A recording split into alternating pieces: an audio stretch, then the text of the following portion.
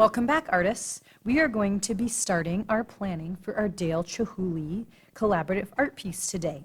Now, as second graders, you are going to be creating a coffee filter that has lines on it, but as you might imagine, lines on something three-dimensional like this is a little tricky. So we are going to be starting with a flat plan of what we want before we get started. Now, I have a finished plan right here, so you can kind of see what we are working for. We are going to be brainstorming different types of lines that we want to fill in on the plan. Now, we won't see these big dark black lines on the final. That's more of a guide for us, but that's going to help us with our planning.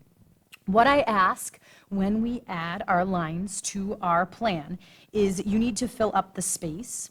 So I see that my line touches both lines, this bottom one and the top, and I can see that on here, bottom, top, all the way across. And I also notice that all of these lines are different. So you want to do your best to really brainstorm a bunch of different lines when we are creating this. First thing I want you to do, I want you to write your name in the middle because we need to know whose project this is. So I'm going to start with Mrs. Thompson.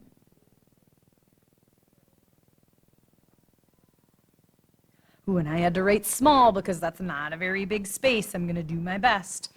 I am going to ask you guys to use pencils so that if you do run out of space, I can erase that. I'm using a marker so it's easier for you to see my work.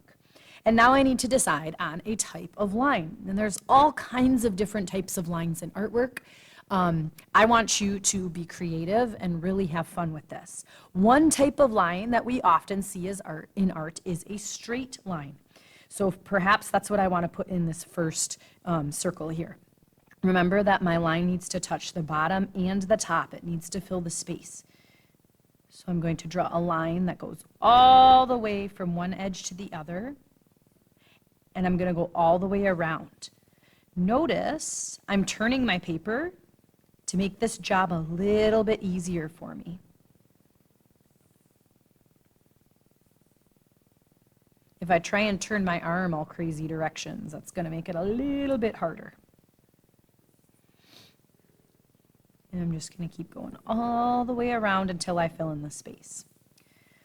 Okay, so I've used a straight line. I don't want to use that again. I want to think of something else. Another type of line that we see in art is a zigzag line. Zigzag lines are lines that change directions quickly, like this. They should have a point. But once again, I start at the bottom. I need to go all the way up to the top and touch that next circle.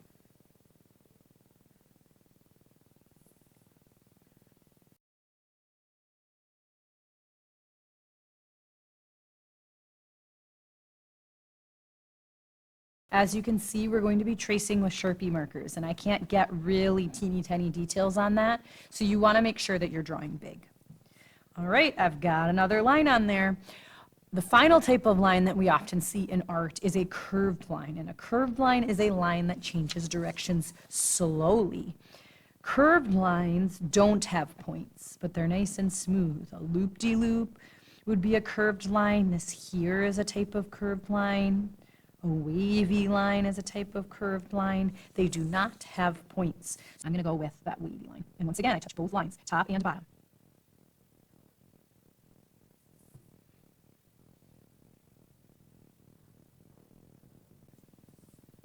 And I'm going to continue this, thinking of different lines as I go. I could even add an extra line to this, but remember, nothing too teeny tiny because we need to be able to draw this with Sharpie markers. And Sharpie markers don't make teeny tiny details. But I'm going to fill up all the way to my edges with different designs, making sure that I touch and fill in the space.